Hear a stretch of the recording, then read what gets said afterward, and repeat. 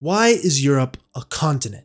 And no, I'm not kidding, let's take a look at the map. Every continent seems to exist based on the principle of being a giant landmass separated from the rest of the world by water.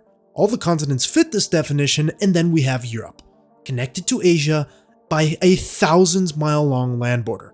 And you might be asking yourself, so why the hell is Europe a continent? Well, let's talk about it. First off, what is a continent in the first place? Because the idea of a continent is not something that is set in stone.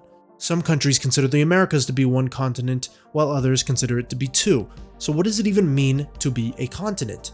Well, the answer is that we don't really know. There is no specific definition of what a continent is. It is very much an arbitrary idea, and if it does exist, it's based off of geography or, at some level, plate tectonics. Generally, as I said earlier, continents are large landmasses that are separated by water from other large landmasses. Let me show you. The Americas, whether they're considered one continent or two, are still generally seen as a separate entity from the rest of the world. Why? Well, just look at them. There are two giant oceans separating the Americas from the rest of the world. These oceans were so good at separating the Americas, it took hundreds of years for the rest of the world, with the Vikings and eventually Columbus, to eventually realize that there was an entire other world with people, cities, cultures, animals that they didn't even know about. Okay, that's the Americas, so how about Africa? Well, Africa isn't as separate as the Americas, but still, Africa is generally pretty geographically disconnected from the rest of Eurasia. The only point where Africa connects to Asia is the Sinai Peninsula, which is now separated by a canal. So Africa is a continent, it makes sense. So what do we have left? Australia, Asia, Antarctica?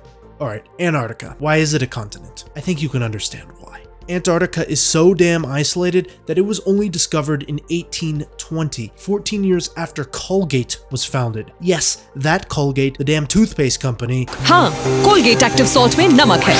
इसका. So I don't think Antarctica needs much explain. Just look at it. This is a continent. Alright, what about Australia? Again, also kind of obvious, like the previously mentioned examples, Australia is a large landmass, too big to be an island, that is also separated by water on every side. And as a side note, Australia was discovered by Westerners more than 100 years after the Americas, so I think this is enough to qualify Australia as a continent. And now finally we have Europe and Asia, and let's take a look on the map and see why these continents are separate. And what the hell is this? Sure, Europe is separated by water on three sides, but did we completely miss the 1,000+ mile long border with Asia in the east? And I know some people might say, what about the Ural Mountains? That's the border, and my response? What about them? When has a mountain ever been used as a border of two continents except for here? This is not to mention that the Ural Mountains barely make up a border, especially in the south, where the mountains end and the border is completely flat. I'd also like to mention that the Ural Mountains' tallest peak is lower than the highest peak of the Appalachians. So this is not a real border, this is an excuse. So then why? Why is it that Europe sees itself as a continent? Well, because of history, culture, and religion. The idea of Europe goes back to the ancient Greeks and originated as a way of separating the Greece east of the Aegean Sea, known as Asia, and the Greece west of the Aegean Sea, known as Europe. Now, even the Greeks knew that north of the Black Sea, these two landmasses largely connected, and Herodotus and other Greek historians placed the arbitrary boundary at the Phasis River, which was in Georgia. But generally, these two parts of the world were separated because it helped explain the world around the Greeks.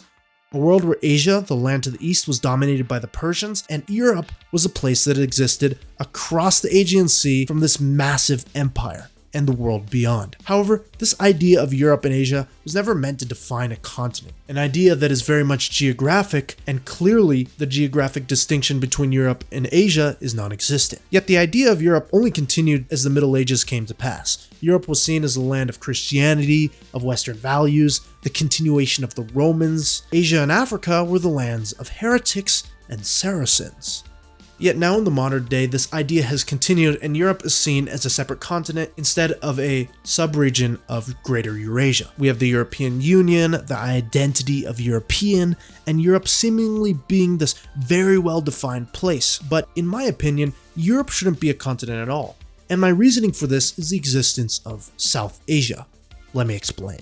Every metric that allows Europe to exist as a separate continent from Asia also applies to South Asia.